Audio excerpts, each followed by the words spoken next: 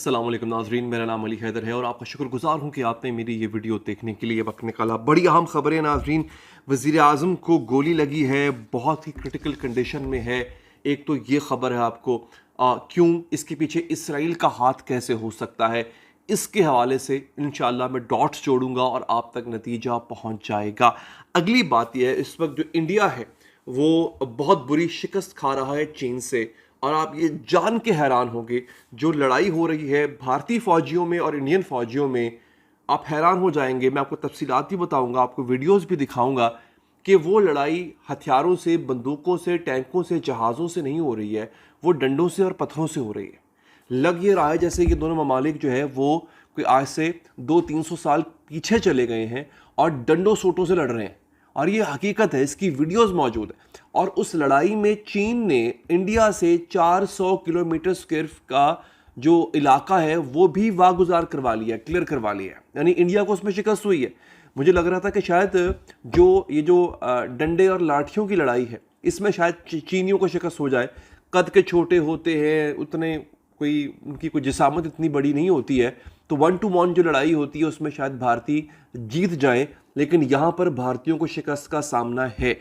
ये डंडे सोटों से क्यों लड़ रहे हैं, लाठियों से क्यों लड़ रहे हैं, ये भी आपको बताऊंगा। जंग क्यों हो रही है ये भी आपको बताऊंगा। कि बहुत बड़ी और बड़ी अहम खबर है दोस्तों। एक, तुर्क सदर ने एक बहुत बड़ी पेशगोई कर दी है, बल्कि पेशगोई नहीं की, तुर्क सदर ने एग्जैक्टली इसराइलियों का जो प्लान है वो बेनकाब कर दिया है। बात गजा पे नहीं रुकेगी, और तुर्क सदर ने यह भी बता दिया है कि अनकरीब बहुत जल्द तुर्की पे हमला होने वाला है। ये देखिए ना आप, मैंने आपसे क्या कहा था, मैं बहुत पहले आपसे बात कर रहा था कि बात सिर्फ गजा की नहीं है, बात आगे जाएगी। अब अगला टारगेट कौन सा मुल्क है वो खुद रजब तैयब एर्दोगान, तुर्की के जो सदर हैं, उन्होंने बता दिया कि अगला टारगेट है तुर्की, उस पर हमला होने जा रहा है। कैसे, आपको ये भी बताऊंगा दोस्तों। सदर पुतिन ने यमन के हवाले से एक अहम बात कर दी है। अपना एक मंसूबा उन्होंने यमन के हवाले से लीक कर दिया है, और इससे अमेरिका समेत इसराइल और वो अरब ममालिक जो यमन के ख़िलाफ़ हैं, उनकी रातों की नींदें उड़ गई। याद रखिएगा दोस्तों, रूस इस वक्त जिसके साथ खड़ा है ना, वो मुल्क जो है वो उसको कोई कुछ नहीं कर सकता। अमेरिका से इंडिया ने अपना हाथ उठा लिया है, यानी इंडिया अमेरिका दोस्ती जो है वो ख़त्म होने के दहाने पे है, और इंडिया रूस के साथ दोस्ती करना चाह रहा है। रूस इतना ताकतवर और इतना रेलेवेंट मुल्क इस वक्त बन चुका हुआ है। थोड़ी देर पहले की खबर यह है कि चाइनीज़ सदर और रूसी जो सदर हैं व्लादिमीर पुतिन, इनकी मुलाकात हुई है। रूसी सदर चाइना के दौरे पे हैं। इस मुलाकात की एक वीडियो मैं आपके सामने रख रहा हूँ, ज़रा आप देख लीजिएगा। इस मुलाकात में एक चीज़ बहुत इंपॉर्टेंट है जो कि आज से पहले बहुत कम देखी गई है। इस मुलाकात में दोनों ममालिक के प्रेसिडेंट का जो प्रोटोकॉल है, उनके हाथ में एक एक बैग है। ये बैग किस चीज़ का बैग होता है पता है आपको? बेसिकली ये इसके अंदर न्यूक्लियर कोड्स होते हैं। ये दो ममालिक के सदर जो है वो जब ट्रैवल कर रहे होते हैं तो ये बैग्स इनके साथ होते हैं। ये जिस मकाम पे चाहें, जिस जगह पे चाहें, इन न्यूक्लियर कोड्स को एंटर करके फौरी तौर पे किसी भी मुल्क पे एटम बॉम्ब हमला कर सकते हैं।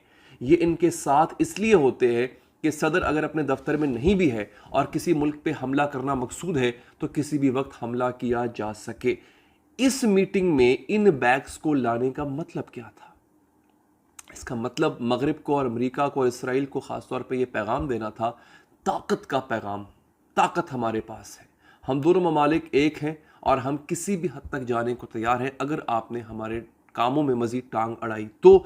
अगर आपने दुनिया में अपनी हेजेमनी कायम करने की कोशिश की तो हमारे पास हर तरह का ऑप्शन मौजूद है। ये इनका पैगाम था। अब आते हैं, आगाज़ करते हैं दोस्तों।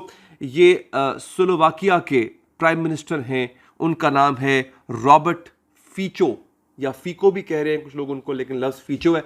रॉबर्ट फीचो, इनको गोली मारी गई है, क्रिटिकल कंडीशन में है इस वक्त। ये अस्पताल में इनको ले जाया गया है कुछ घंटे पहले। इनको गोली क्यों मारी गई है दोस्तों?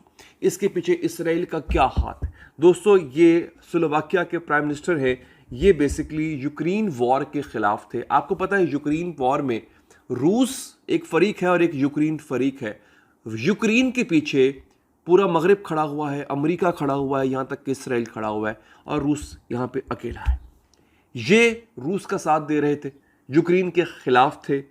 इन्होंने यूक्रेन को हर तरह के असलहे की सप्लाई पर भी पाबंदी लगा रखी थी और इन्होंने यूक्रेन की जो हुकूमत है उसको नाजी हुकूमत कहा था। इसके साथ साथ ये अमेरिका के ख़िलाफ़ बयान देते थे, ये इसराइल के ख़िलाफ़ बयान देते थे। यानी अब मुसाद ने, इसराइलियों ने, अमरीकी CIA ने उन स्टेट लीडर्स को भी कत्ल करना शुरू कर दिया है जो उनके ख़िलाफ़ बात करें। उसकी ये ताज़ा मिसाल जो है वो स्लोवेकियन प्राइम मिनिस्टर है। अब आप यहीं से अंदाज़ा लगा लें कि इमरान खान के साथ क्या हो रहा है। इमरान खान जेल में क्यों है? उसने जो एब्सोल्युटली नॉट कहा था उसी की सज़ा उसको मिल रही है ना, यहीं से आप अंदाज़ा लगा लें। अच्छा जनाब, ये तो आपको मैंने बता दिया स्लोवेकियन प्राइम मिनिस्टर का जो है सूरत हाल क्या है इस वक्त। अच्छा, अगली जो चीज़ है इंपॉर्टेंट है वो है रशिया ने कहा है, सदर पुतिन ने कहा है कि खित्ते में यमन हमारा बहुत बड़ा इत्तेहादी बनेगा। यमन जिससे अभी थोड़ी देर पहले अमेरिका के एक बहुत बड़े जहाज़ को जो है वो तबाह किया है। यमन जो कि इस वक्त जो है वो अपने 6 लाख फौजी, ये मैं आपको खबर दे रहा हूँ, ये भी खबर बिल्कुल मेरे सामने मौजूद है।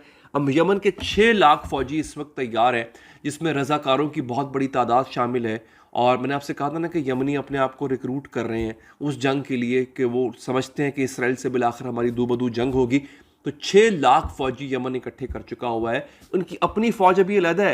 ये वो लोग हैं जो आम लोग जो बंदूक चलाना जानते हैं, उन्होंने खुद को रज़ाकाराना तौर पे शामिल किया फौज में। उनकी तादाद 6 लाख हो चुकी हुई है।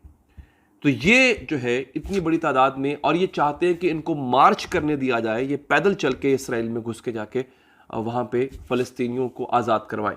अलबत्ता रूस ने कहा है कि हमारा सबसे बड़ा जो इत्तेहादी है इस खत्ते में वो यमन होगा।